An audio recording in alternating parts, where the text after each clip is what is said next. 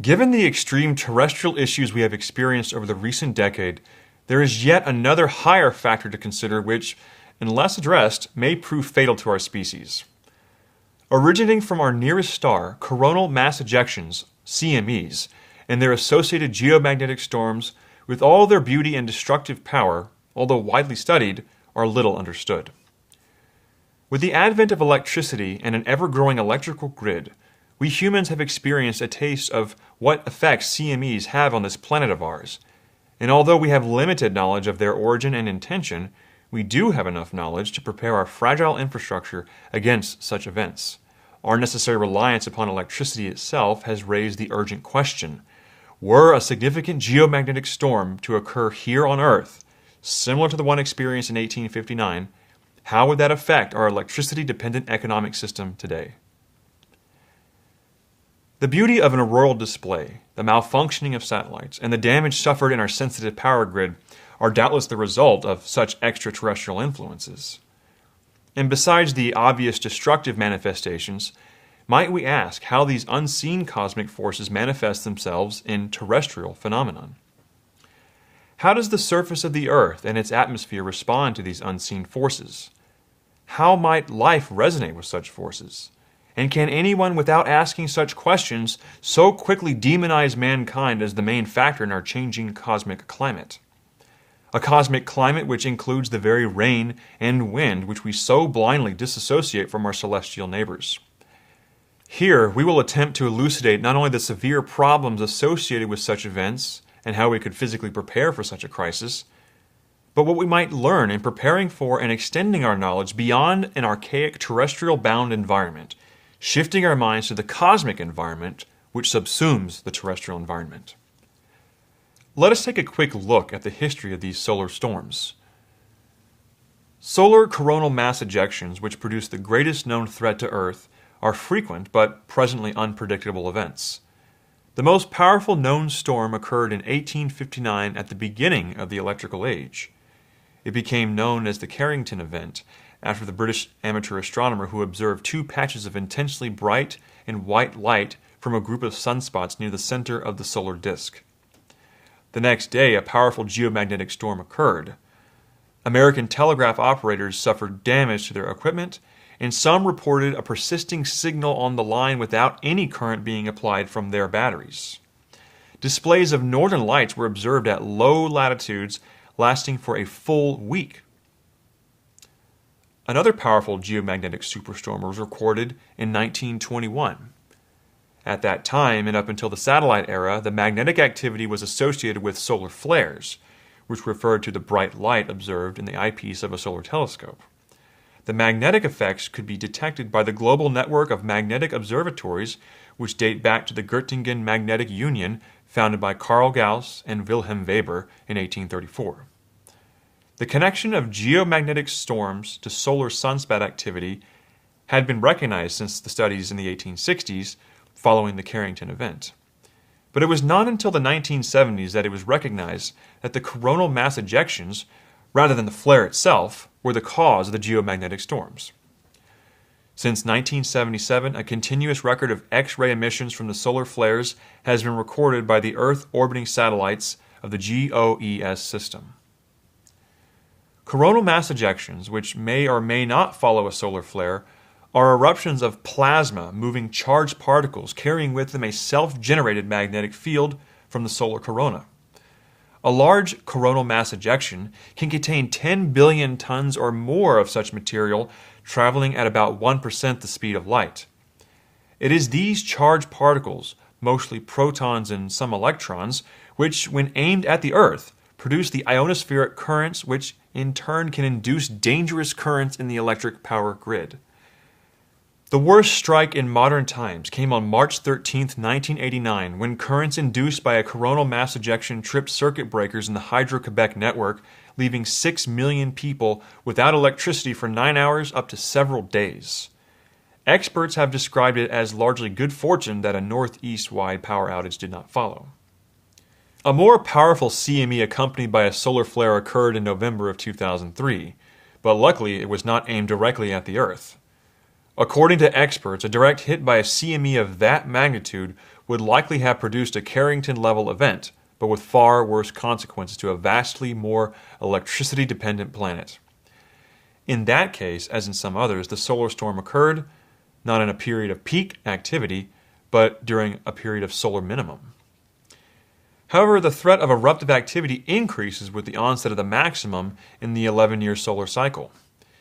We are now approaching such a maximum in the current solar cycle number 24, which commenced in December of 2008. Let us proceed to develop what consequences might result were we to ignore our celestial reality. The wide-known threat of geomagnetic storms as cited above are just one example of what that reality is capable of inflicting upon an unaware humankind. The threat to the U.S. electric power grid is being largely ignored by President Obama and Congress despite warnings issued by the relevant agencies. Warning events in 1859, 1921, 1989, and 2003 showed the danger that solar activity can pose to electrical power and distribution systems. Now, as we move into another solar maximum, with increased vulnerabilities built into our electrical grid, the danger again looms large. In the worst-case scenario, 130 million Americans could be without power for a year or more. The warnings have been issued, but they have gone unheeded. The greatest danger is to the more than 300 extra high-voltage transformers located at power substations along the routes of major transmission lines. Coronal mass ejections send a powerful flux of charged particles, protons, and electrons into the surrounding space. If the Earth is on a line with that eruption, the charged particles interact with the Earth's radiation belts and geomagnetic field to produce currents in the ionosphere. The power lines which make up the electrical transmission grid act as antennae to couple these ionospheric currents to the installed transformers which step up the voltage for long-distance transmission. The ionospheric or auroral currents produced by a powerful solar storm induce strong fluctuating direct currents in the power lines, known as geomagnetically induced currents, GICs. When they reach the transformers, they piggyback onto the strong alternating current already flowing and cause the iron cores of the transformers to saturate and overheat from hysteresis and reactive resonance effects in the transmission line. This can cause network-wide voltage regulation problems leading to blackouts or complete transformer burnout. The consequences of a transformer failure are catastrophic, as there is a lack of manufacturing capacity for extra high-voltage transformers in the United States and worldwide. According to a study by the Metatech Corporation commissioned under Executive Order 13407 for assessment of vulnerability to geomagnetic storms, manufacturers presently have a backlog of nearly 3 years for all extra high voltage transformers, 230 kilovolts and above. Only one plant exists in the U.S.A. capable of manufacturing a transformer up to 345 kilovolts. There is no manufacturing capability in the U.S.A. for 500 kilovolt and 765 kilovolt transformers, which represent the largest group of at-risk transformers in the U.S. power grid. The 500 and 765 kilovolt transformers are the backbone of that grid that extends into regions that contain nearly 80% of the U.S. population, according to John Kappenman of Storm Analysis Consultants and Metatech Corporation.